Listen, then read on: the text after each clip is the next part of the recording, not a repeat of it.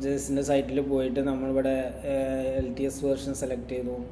അപ്പോൾ അത് നമ്മൾ ഡൗൺലോഡ്സിൽ പോവാം. ഡൗൺലോഡ്സിൽ പോകുമ്പോൾ ഇവിടെ macOS ഇൻസ്റ്റാളർ PKG എന്ന് പറഞ്ഞ ഫയൽ നമുക്കിവിടെ കാണാൻ പറ്റും. അപ്പോൾ നമുക്ക് നമ്മൾ ഇത് ഡൗൺലോഡ് ചെയ്തിട്ട് നമുക്ക് ഇത് എങ്ങനെ ഇൻസ്റ്റാൾ ചെയ്യാൻ നോക്കാം.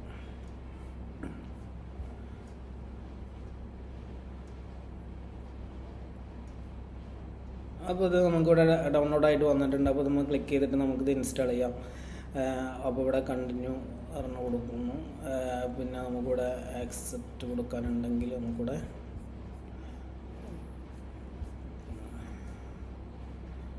ലൈസൻസ് കണ്ടിന്യൂ കൊടുക്കുക, എഗ്രി കൊടുക്കുക, ഇൻസ്റ്റാൾ കൊടുക്കുക. അപ്പോൾ നമ്മളെ സിസ്റ്റത്തിൻ്റെ പാസ്വേഡ് കൊടുക്കാം. ഇൻസ്റ്റാൾ സോഫ്റ്റ്വെയർ എന്ന് കൊടുത്താൽ അപ്പോൾ ഇത് കംപ്ലീറ്റ് ആയിട്ടുണ്ട്. അപ്പോൾ നമുക്കിനി ഇതിൻ്റെ node J S installer recycle പിന്നിലേക്ക് പോകണമെന്നാണ് ചോദിച്ചത്. പിന്നെ നമുക്ക് ടെർമിനൽ യൂസ് ചെയ്തിട്ട് നോട്ട് ജെ എസ് ഓക്കെ ആണോ എന്ന് നമുക്ക് ചെക്ക് ചെയ്ത് നോക്കാം. Node -v